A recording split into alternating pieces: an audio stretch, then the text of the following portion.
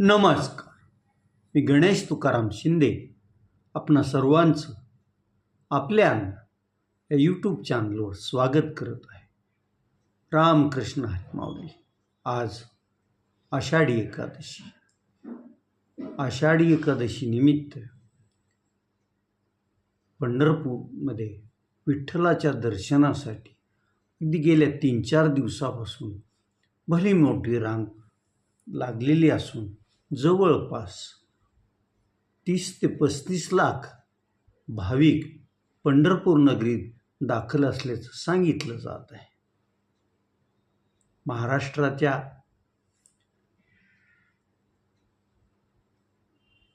एकूण ह्याच्यात वारीची परंपरा फार जुनी आहे आणि या वारीनिमित्त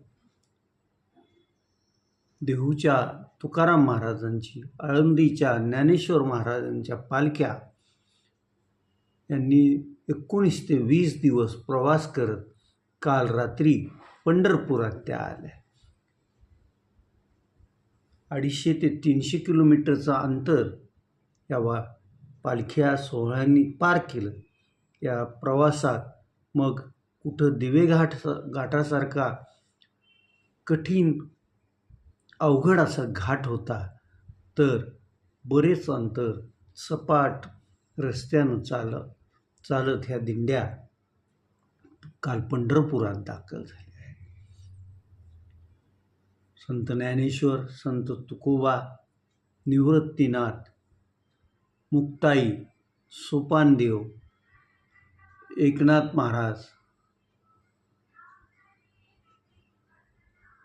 आदी 10 विठ्ठलाच्या मानाच्या पालखी सोहळे असतात. काल दुपारनंतर वाखारी येथे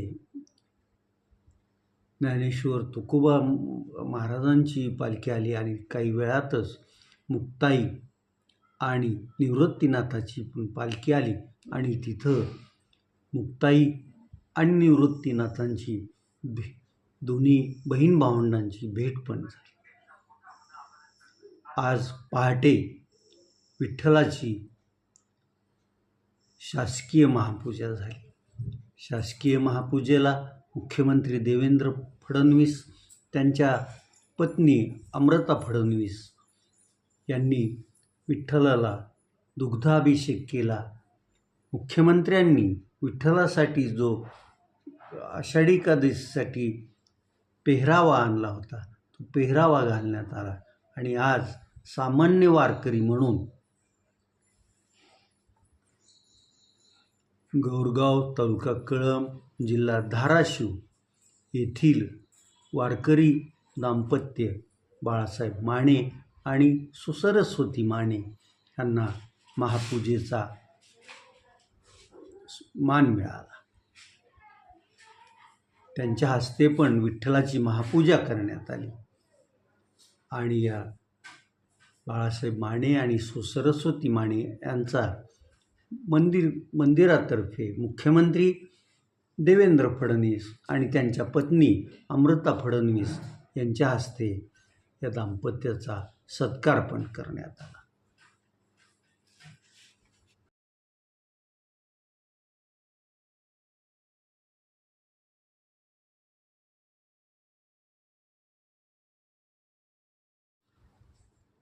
मुख्यमंत्र्यांनी राज्यात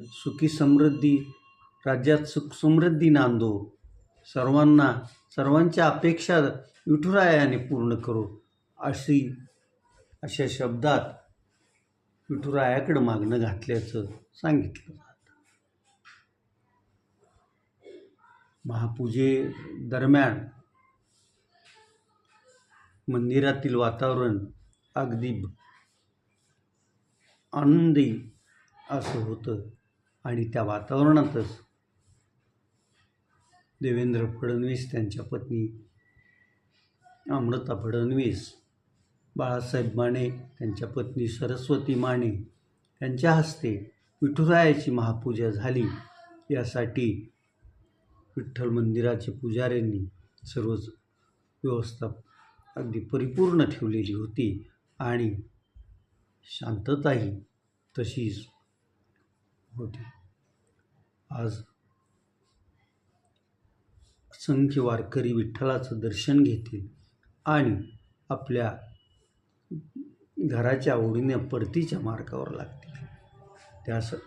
या भाविकांची सोय व्हावी यासाठी महाराष्ट्र राज्य एस टी महामंडळाने जवळपास 5,000 बसेसची व्यवस्था केली असून रेल्वे खात्यानं पण बऱ्याच विशेष पंढरपूर गाड्या यासाठी चालवलेल्या आहे. आता गेली 19 दिवस आपल्या अण्णा या यूट्यूब चॅनलवर मी वारीचा वृत्तांत तुम्हाला देत आलो. तुम्हाला तो कसा वाटला याविषयी तुम्ही कमेंट्स नोंदवू शकता.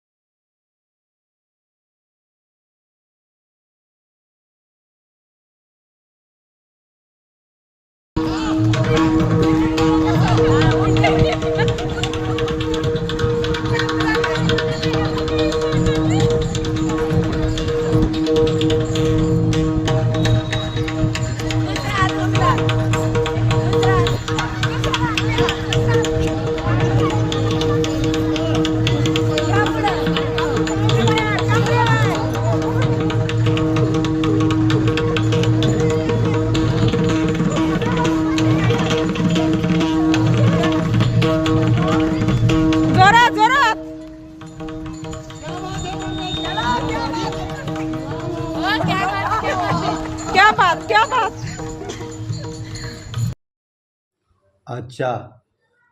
आज आषाढी एकादशी असल्यामुळं महाराष्ट्रातल्या असंख्य शाळांमधून कालच आषाढी एकादशीनिमित्त दिंड्या त्यानंतर विविध कार्यक्रमाचं आयोजन करण्यात आलं. पुणे येथील लोणीकंद येथे असलेल्या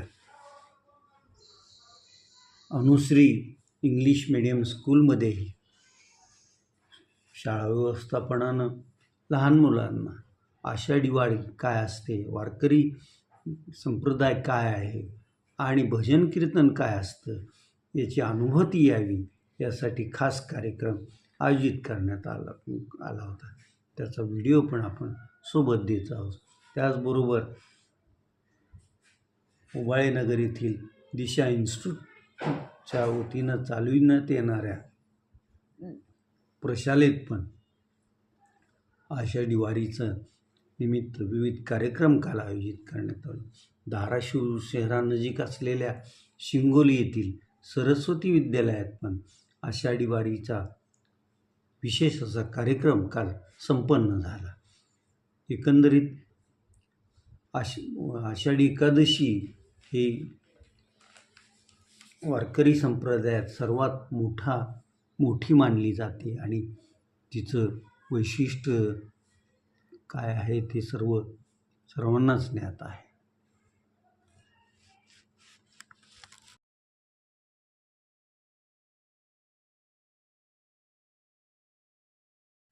कॉक्रोच जनता पार्टीनं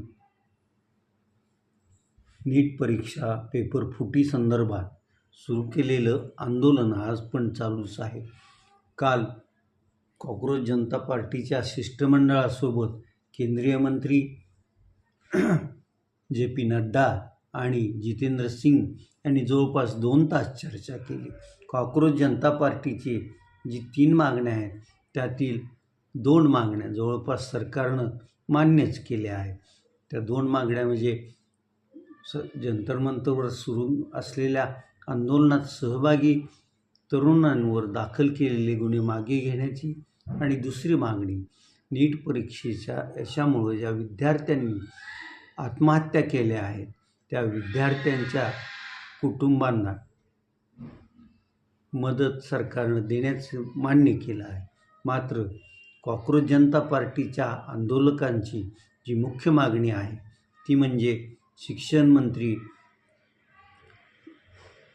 धर्मेंद्र प्रधान यांच्या राजीनाम्याची. त्या मागणीचं अजून काही त्यावर तोडगा निघालेला नाही. आज दुपारी 3:30ला परत केंद्र सरकार आणि कॉक्रोच जनता पार्टीच्या शिष्टमंडळात चर्चा होणार असून त्यातून काहीतरी मार्ग निघेल आणि आंदोलन संपेल असं अनेकांना वाटतं. काल मुंबईतही माजी मंत्री आमदार आदित्य ठाकरे, त्यांचे चुलत बंधू अमित ठाकरे यांनी तिरंगा रॅली आयोजित केली होती. शिवाजी पार्कवर झालेल्या तिरंगा रॅलीत कुठल्याही पक्षाचा झेंडा नव्हता, फक्त झेंडा होता तो देशाचा. या रॅलीत शिवसेना उद्धव बाळासाहेब ठाकरे पक्षाचे पक्षप्रमुख माजी मुख्यमंत्री उद्धव बाळासाहेब ठाकरे हे पण सहभागी झाले होते. काल देशात अनेक ठिकाणी कॉक्रोच जनता पार्टीच्या आंदोलनाला समर्थन देण्यासाठी विविध प्रकारची आंदोलनं मोर्चे काढण्यात आले होते. आता आज जर ह्याच्यावर तोडगा निघाला नाही तर कॉक्रोच जनता पार्टी देशव्यापी आंदोलन करणार अशी माहिती कॉक्रोच जनता पार्टीचे सर्वेसर्वा अभिजित दिपके यांनी दिलेली आहे. आता बघूया या आंदोलन आज सरकार संपवतं की आंदोलन पुढं राहतं हे आपल्याला पाहावं लागेल. आज आपण इथंच थांबूया. तुम्ही आपल्या हे यूट्यूब चॅनल सबस्क्राईब करा, लाईक करा आणि कमेंट्स पण नोंदवा. धन्यवाद.